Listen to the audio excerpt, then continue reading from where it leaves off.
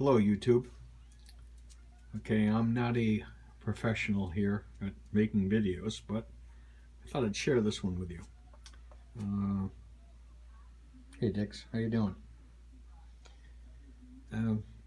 I bought this Dillon press 2-3 years ago. Always loaded with Lee presses. I had the Pro 1000, I think it was called. Pain in the ass. But I did well with it. But I thought I'd upgrade. And I really love my Dillon. One upgrade I did do to it was I added this Lee case feeder, and I adapted it to the Dillon press. And I had another video about that, and it really worked out well. It's been performing flawlessly for a couple of years now, but I'll put a link for that there as well. So, seeing it's been a coronavirus type of month, I was bored, and I decided to try to fashion a bullet feeder. This is what I came up with. It starts off with the Mr. Bullet Feeder die, and that's one right there. They're like 50-60 bucks. You're gonna have to buy a die no matter what you get, but rather than spend hundreds to get an automated collator, and being the cheapskate that I am, we fashioned something a little bit different. This is a Lee bullet feeder, mini bullet feeder I think it might be called. Same idea as the case feeder. You just fill up tubes and they rotate around in this little plastic piece. Took a little MacGyvering to get it to work. I originally thought that I was going to be able to use this little hole right here that is part of the powder check and fashion something with a threaded rod coming up from the bottom this way and fashioning a little plate that hovered above the die to drop the bullets into. Problem was, using this hole, this plastic piece got too close to the powder measure and didn't leave room to rotate this around. So I had to rethink it. So then we went to Plan B. And Plan B, I was using the center hole on these die heads. I said, perfect, that works. Get a threaded rod, go up through the center, and I'll fashion something that way. Got it all done, and then all of a sudden, I realized what that hole was for. See that? That is supposed to go up into the center. I wasn't able to make the full stroke on the die. But then it dawned on me, I could grind off half of that head, and then maybe I'd have some room. And that's pretty much exactly what I did. That head there is usually twice as thick. Come over to the grinder, put it on there, grind it down. Now it will make the full compression with the thinner head on there. This is my 45 die here that I haven't set up yet. And what I have set up now is for 9s, and just trying to get the bugs out of it. I think I got them all though. What did I have to tell you here? Oh, one other piece also is when you order the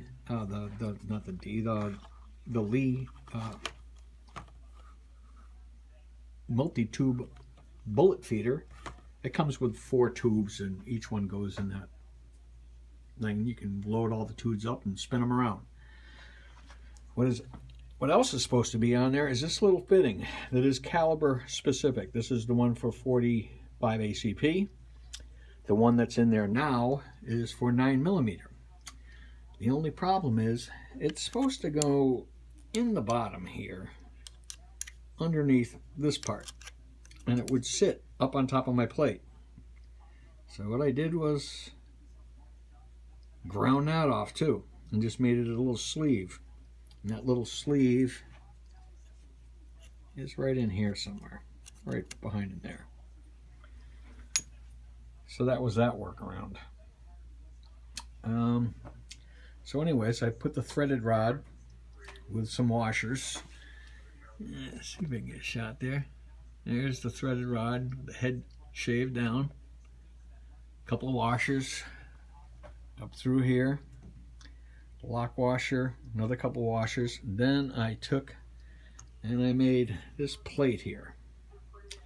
And what this is you can go to Home Depot and they make these things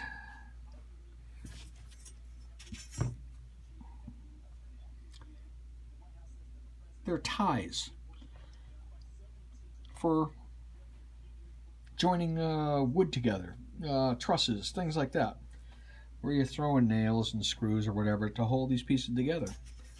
But it's kind of a heavy little gauge, and it's something you can drill holes in. I actually had visions of maybe using that hole, but I didn't. So what I had was, I don't really want to take it all apart here now, but there's just a plate there. There's one hole under here that would be maybe a ½ inch diameter. Actually, it's 9/16 I think is what I used. There's a hole right there. There's another hole that takes a ¼ inch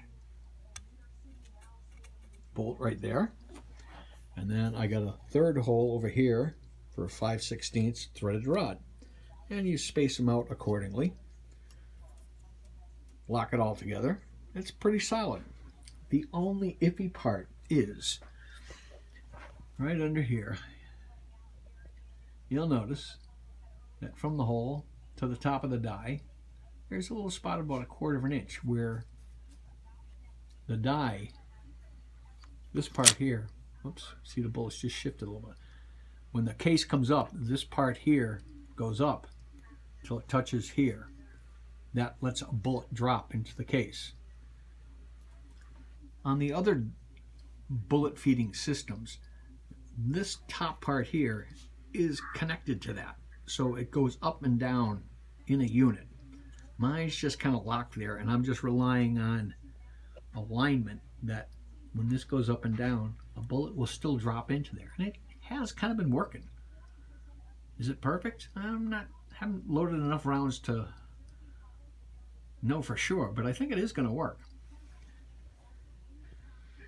All right, so that kind of worked out. Fairly cheap. The Lee part here with the tubes was 20 bucks. This die was about 60, but you're going to pay 50, 60 bucks for it, no matter what kind of bullet feeder you have. So you're going to have to buy the die. I spent another 20 bucks for this. Another $6, $7 in miscellaneous hardware. And just some time to tinker with it. And I kind of enjoy tinkering with it anyways. But it actually worked out pretty good. Let me see if I can give you an action shot of it here.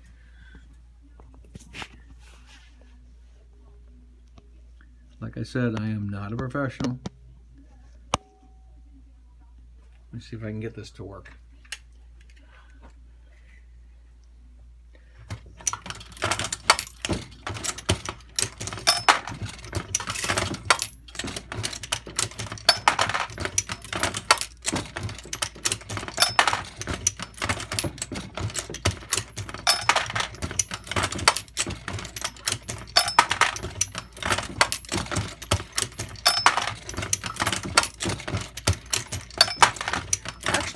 If you get it set up, it takes a little tinkering with, but it does work.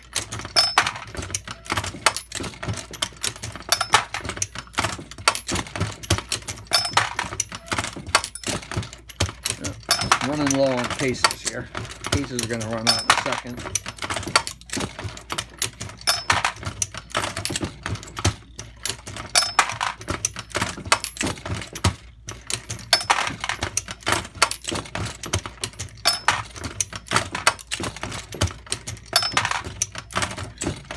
That's it.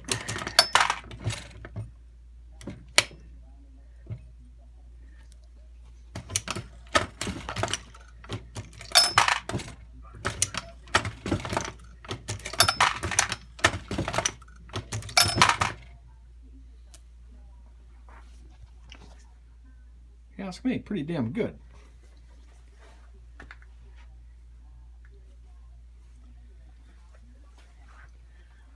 Like I said, I enjoy tinkering with this stuff and trying to come up with something that'll work. And if I don't have to pay hundreds of dollars, it's a home run. Oh well, easy on the comments. And like I said, I'll put a link in there for how I did that little update there for the case feeder, which was pretty good, pretty cool too. So, all right. Thanks, guys. Be safe.